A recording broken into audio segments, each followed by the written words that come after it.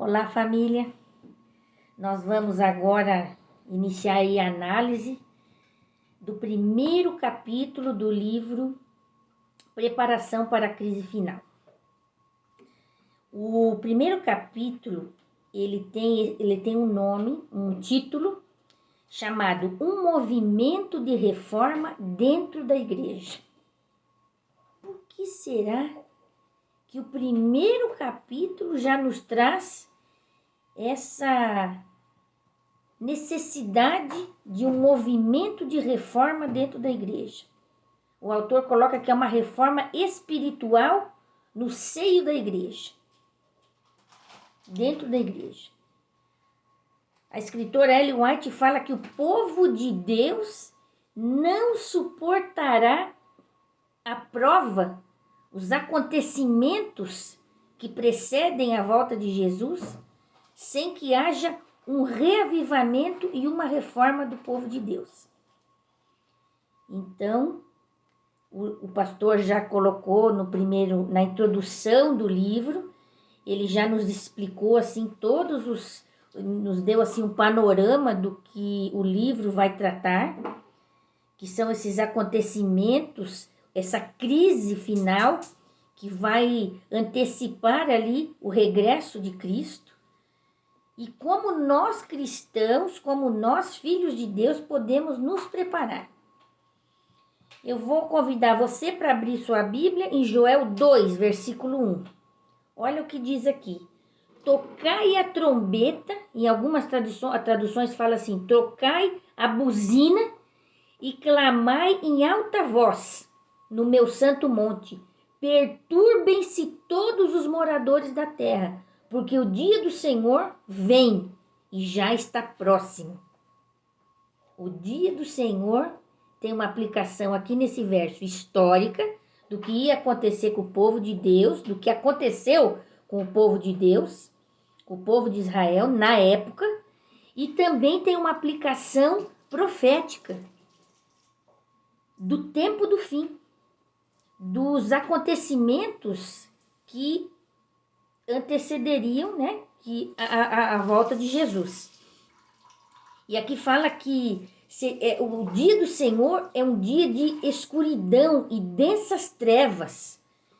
Então quer dizer, coisa boa não é. Por que o profeta Joel nos alertou? Toquem a buzina, toquem a trombeta. Porque quando você vê uma buzina de um carro tocando, você já toma um susto. Você já vê, opa, será que é comigo? O que aconteceu? Então, qual que é a ideia aqui do verso? Toque a trombeta, toque a buzina. É chamar a atenção do povo de Deus, nos alertar, sabe? Acender a luzinha para nos chamar a atenção. Olha, fica esperto, porque o dia do Senhor não vai ser brincadeira e você precisa se preparar. Como que nós vamos nos preparar? Vou repetir o que a escritora Ellen White falou, que o povo de Deus não suportará a prova a menos que haja um reavivamento e reforma. Por que o livro começa com um movimento de reforma dentro da igreja? A escritora Ellen White, ela explica que reavivamento significa renovação da vida espiritual. Reavivamento é aquele up, assim, aquele ânimo que te dá. Você escuta uma coisa interessante, uma coisa que te dá alegria, que te dá uma motivação. Um reavivamento seria isso. Você sente aquele toque do Espírito Santo e pensa, eu vou mudar. Tem algumas coisas na minha vida que eu preciso mudar. E a reforma, o que seria? Eu mudo. Seria a escritora fala que é uma reorganização. Uma mudança de práticas e de hábitos. Então, o reavivamento é a vontade, é a motivação. E a reforma é a mudança. Mas como que eu consigo? Tem coisa assim que eu faço a vida inteira. É aquela velha síndrome eu não me lembro o nome da atriz agora. Fala assim, eu nasci assim, eu cresci assim, eu vou morrer assim. Mas se eu penso que, olha só, Joel fala que o dia do Senhor está próximo, e que vai ser um dia de escuridão. E eu preciso estar preparado para isso. E a escritora de Deus nos alerta também que o povo de Deus não vai suportar essa prova sem que haja esse reavivamento, essa reforma. O que eu posso fazer? Joel, vou pedir para você acompanhar ainda em Joel 12, que fala assim, ó. Ainda assim, agora mesmo, diz o Senhor, convertei-vos a mim de todo o vosso coração. Rasgai o vosso coração. Jeremias 17, 9 fala assim, ó, que enganoso é o coração. A gente não pode confiar no nosso coração, nas nossas vontades, a gente não pode confiar no nosso coração. Nós precisamos confiar em Deus unicamente. E aqui fala assim, ó, convertei-vos a mim de todo o vosso coração. Rasgai o vosso coração. Convertei-vos ao Senhor vosso Deus, porque o nosso Deus é misericordioso, no verso 13, é compassivo, é tardio em irar-se, é grande em benignidade. Tocai a trombeta em Sião, no verso 15. No verso 16, congregai o povo, santificai a congregação. No verso 17, chorem os sacerdotes. Poupa, Senhor, o teu povo. E no verso 18, fala que então o Senhor Deus mostrou-se zeloso e compadeceu-se do seu povo. Amém? Quais são as características? Então a gente já entendeu por que nós precisamos ter essa reforma, porque senão nós não vamos suportar a provação. Olha o título do livro, a crise final. Então, se nós não tivermos esse reavivamento e essa reforma no nosso coração, convertei-vos a mim de todo o vosso coração, diz o Senhor. Esse Deus que é benigno, esse Deus que é querido, esse Deus que nos acompanha, que nos protege. Eu e o Alessandro acabamos de chegar de uma viagem, estava chovendo, perigoso, os pneus do nosso carro não estão muito bons. A gente orou, pediu a proteção de Deus, que Ele nos acompanhasse, que nos mandasse anjos. E Deus, a gente sai de casa com a proteção de Deus, a gente volta com a proteção de Deus. A minha mãe, quando tinha 5 anos de idade, ela saiu de casa e ela não voltou. Ela sofreu um acidente de carro e veio a falecer. E eu não tive mãe desde os 5 anos de idade. Meu pai casou de novo, em julgo desigual. Nós vivemos uma vida assim, a gente sentiu na pele o que era ter uma família com julgo desigual, com os cônjuges vivendo com opiniões espirituais diferentes. Mas graças a Deus, eu agradeço a Deus pela herança que meu pai me deixou, que foi a fé. E depois que ele faleceu, ele não conheceu o Alessandro, o filho mais velho do Diógenes, que é meu marido, mas eu tenho certeza que ele e a minha mãe, que foram da mesma fé, eles oraram por cada um dos seus filhos. E Deus preparou uma pessoa para caminhar comigo nessa vida. Eu sou adventista de berço, não tenho nem orelha furada. Luana, nossa filha, está aqui do ladinho, também desde a barriga da mãe dela, adventista. E Deus me deu um outro adventista de berço, que é o primo de vocês, que vocês conhecem. Então Deus prepara o caminho, esse Deus querido, esse Deus bondoso. Por que não nos converter, rasgar esse nosso coração e nos colocar à disposição desse nosso Deus? O autor também fala das características da reforma. Ele fala muito assim como igreja. Como que você sabe que uma reforma dentro da igreja é verdadeira ou falsa? Satanás, ele quer desviar a autêntica reforma dentro das igrejas hoje. E ele coloca que se você perceber que existe espírito de discórdia e revolução, aquilo ali não é de Deus. Se você perceber fanatismo, eu expliquei para o meu filho essa semana, filho, uma régua convencional de escola tem 30 centímetros. Tem gente que é ou 0 ou é 30. A gente brinca que ou é 8 ou 80, né? Então tem pessoas que ou não fazem nada, ou tem pessoas que querem fazer tudo. E eu falo assim, e o grande segredo é a gente pedir a Deus sabedoria. Tiago fala que se você quer sabedoria, peça a Deus, que Deus tem em abundância. É você pedir para Deus domínio próprio. Um dos frutos do Espírito, Gálatas 5:22, é que você peça a Deus domínio próprio para que você esteja ali, no equilíbrio da sua fé. Sabe? Então, se você vê fanatismo, você já vai entender que aquela reforma não é de Deus. Se você vê nova luz, olha, isso aqui é uma ideia diferente, e ela está contrária à palavra de Deus, o autor deixa claro isso no capítulo 1, que aquilo ali também não é de Deus. Fuja daquilo ali, que aquilo não é uma reforma autêntica. E é isso que Satanás utiliza para nos desviar de uma reforma autêntica. E o que seria uma reforma autêntica? Espírito de oração, sempre, sempre. Esse Deus é nosso melhor amigo, esse Deus querido, esse Deus amigo que a gente tem, eu vou precisar sempre falar com ele. Espírito de oração, eu não sei como é que está a sua vida de oração. O que você faz quando você acorda? Você dá bom dia para Deus, antes de dormir, se você dá boa noite para Deus, se antes de comer você agradece a Deus. Olha só a verdadeira reforma, espírito de oração, espírito de sincera conversão. Olha, eu preciso mudar e eu entendo que eu sozinha não consigo, eu preciso da ajuda de Deus. Espírito de trabalho missionário, eu não quero essa verdade só para mim. Eu quero que Jesus volte logo, eu quero levar essa mensagem para Deus. Espírito de louvor e ação de graças. Por quê? Porque Deus é que me dá tudo e a tudo eu devo a Ele.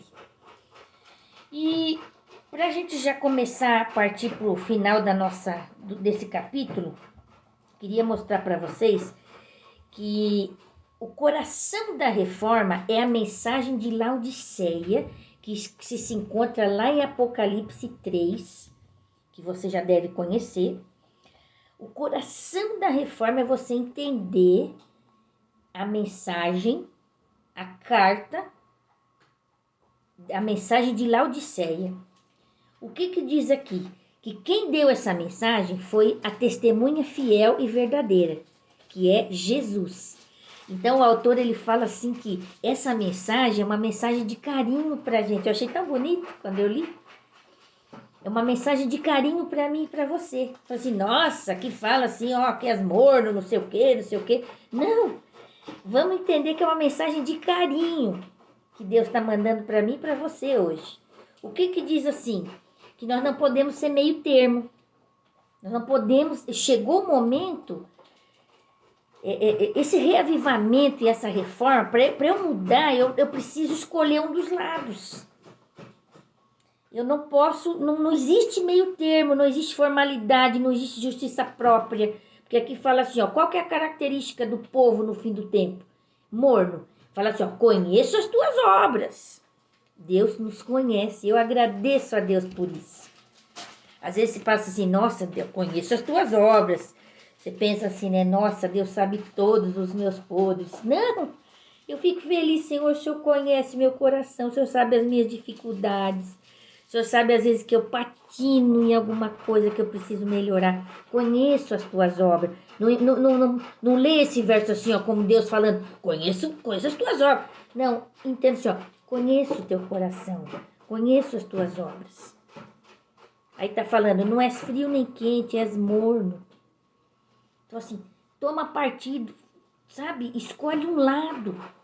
Escolhe o lado de Deus, não escolhe o lado de Satanás. Só porque, sabe, ficando nessa indecisão, não é frio. Eu tô a ponto de vomitar da minha boca, porque... Sabe, uma coisa morna dá ânsia. Eu gosto muito das coisas quentes. O que é quente, o que é frio. Eu não gosto muito de coisa morna. E geralmente o morno, ele dá náusea. Se você tomar água morna de manhã cedo em jejum, vai dar náusea. Aí aqui outra coisa no verso 17, que fala Apocalipse 3:17. Qual que é o pensamento das pessoas no fim dos tempos? Estou rico e abastado. Eu sou adventista, eu tenho a mensagem... A minha mensagem, a minha igreja é a verdadeira. Estou rico e abastado, não preciso de coisa nenhuma. E aí nem sabe, Deus fala, nem sabe você. Tipo, sabe de nada, inocente. Que é, sim, infeliz, miserável, pobre, cego e nu. Infelizmente, essa justiça própria é muito presente em muitos de nós. Às vezes não em tudo, mas em algum momento da nossa vida a gente pode. E o que Deus fala? Aconselho-te. Qual que é o conselho? Algumas pessoas falam assim, se conselho fosse bom, não dá de graça. Mas esse conselho aqui, ó, esse conselho aqui vale a pena. Porque esse conselho aqui, olha, é Deus falando, a testemunha fiel e verdadeira é Jesus falando para mim e para você. Vou te dar um conselho. Arrepende-te. O arrependimento é um 360, é você... Esse movimento de reforma, de reavivamento e reforma, é uma reorganização da nossa vida como um todo. É você mudar de direção. É você analisar quais são as pendências, os pontos fracos que você tem como pessoa, você se conhecer. Mas aqui não fala que é dentro da igreja? É dentro da igreja, mas quem compõe a igreja? Quem faz a igreja? Eu e você. E aí, se o nosso coração tiver reavivado e se a nossa vida passar por esse processo de reforma, esse movimento acontecerá. Aí no final aqui do capítulo fala que o segredo da vitória é você depender completamente de Cristo. O que fala aqui, ó? Eu vou te dar no verso 18. Ouro, que significa a fé e o amor. Sem a fé, o ouro está sendo comparado à nossa fé e o amor. Nós não podemos deixar de ter essas duas características, esses dois dons no final dos tempos, para que nós possamos suportar a crise final. Vestidos brancos. Eu preciso renunciar a mim mesma e aceitar a justiça de Cristo. Isso são a pureza de caráter, a justiça de Cristo. Por isso que a justificação pela fé, o que quer dizer? Eu aceitar o sacrifício de Jesus na cruz por mim. E por último, aqui o verso fala que Deus vai me dar colírio. E o colírio, ele tem a associação com a sabedoria. Se você tem falta de sabedoria, pede a Deus que ele tenha abundância. E aqui fala, eu repreendo e disciplino a todos quanto amo. Sê, pois, zeloso e arrepende-te. Eis que estou à porta e bato. Se alguém ouvir a minha voz e abrir a porta, eu entrarei em sua casa, cearei com ele e ele comigo. E ao vencedor, a mensagem final de Laodiceia. Ao vencedor, dar-lhe-ei sentar-se comigo no meu trono, assim como eu venci e me sentei como meu Pai no seu trono. Quem tem ouvidos, ouça o que o Espírito diz às igrejas. Dessa forma, meus queridos, não existe receita de bolo. Tá? A vida espiritual de cada um é de um jeito. Cada um tem as suas deficiências, cada um tem as suas fraquezas. E Deus, olha o que diz, eu conheço as tuas obras, eu conheço o teu coração. Não existe receita de bolo, mas algumas dicas que nós tivemos do capítulo 1 é que, para que nós suportemos a crise final, nós vamos precisar desse reavivamento e dessa reforma. Esse reavivamento, nós precisamos ter fé, o amor, o espírito de oração, um coração agradecido a Deus. E dessa forma, com esse reavivamento e essa reforma, acontecerá uma maior rapidez, o que acelerará o derramamento da chuva serôdia. Com essa reforma de vida, Jesus volta antes. Amém? Cada um de nós necessita dessa reforma de vida para transpor de forma triunfante o tempo de angústia e receber o Senhor com alegria. essa experiência nos permitirá estar preparados para viver com Deus e Cristo pela eternidade. Amém? Que Deus abençoe você, que Deus abençoe sua família. A semana está começando, hoje é o primeiro dia da semana, está terminando já, né? E que Deus nos dê forças nessa semana para que nós possamos a cada dia buscar a Deus em oração, buscar a Deus sabedoria da sua palavra, para que possamos nos fortalecer e mudar de rumo. Se você lembrou de alguma coisa que você precisa mudar, precisa melhorar, que Deus te abençoe, que você possa fazer essa reforma na sua vida e em breve possamos encontrar o nosso Senhor Jesus nos ares. Amém? Eu vou deixar depois um hino para vocês, que é o meu hino preferido, que se chama Jesus, Pastor Amado. E ali, a letra desse hino é maravilhosa. Você cante e você preste atenção que é uma oração para Jesus, tá bom? E agora eu passo o bastão do próximo capítulo do livro para o primo Elias, lá de São Paulo. Segundo a prima Dilene, ele é neto da avó Matilde, tá bom? Que Deus abençoe a todos, tenham uma ótima semana. Fiquem com Deus.